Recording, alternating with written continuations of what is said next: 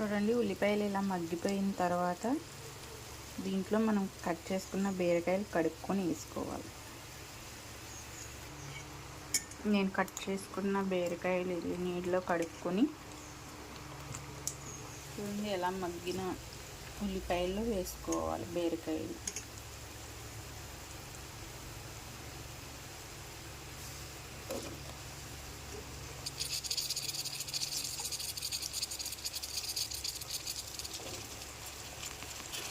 మొత్తాన్ని చూడండి ఇలా వేసుకొని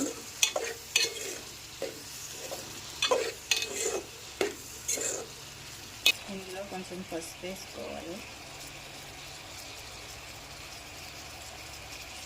పసుపు వేసుకున్నాక వాటిని తిప్పుకొని కొంచెం సేపు మగ్గనివ్వాలి. ఇవన్నీ బీరకాయ బాగా మగ్గిన తర్వాత ఉప్పు కారం వేసుకోవాలి. బీరకాయలో బాగా నీళ్ళు ఇంకిపోవాలన్నమాట. ఇంకిపోయిన తర్వాతే మనం ఉప్పు కారం వేసుకుంటే టేస్ట్ బాగుంటుంది. చూడండి, బీరకాయలో నీళ్ళన్నీ చూడండి ఎలా ఇంకిపోయినాయో. అందులో మనం కొంచెం కారం,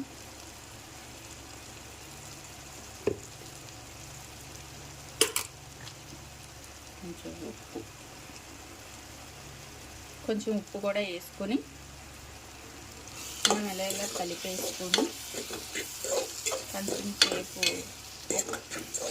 2-3 మినిట్స్ కూడా మగ్గనిచ్చుకోవాలి. కారం వేసిన తర్వాత వెంటనే వాటర్ వేస్తే మనకి కారం కొంపు వస్తుంది కర్రీ. అందుకు కొంచెం సేపు మగ్గనివ్వాలి. ఒక 2 నిమిషాల పాటు మగ్గనిచ్చుకోవాలి.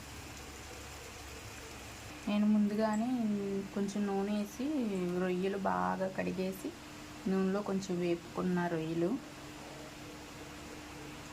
చూడండి ఇలాగా మగ్గిన తర్వాత ఉప్పు కారం వేసిన తర్వాత కొంచెం 5 నిమిషాలు మగ్గనిచ్చిన తర్వాత చూడండి ఎలా మగ్గిందో. ఈ మగ్గినప్పుడు నేను ముందుగా వేపుకున్న రొయ్యలు ఇందులో వేసుకోవాలి.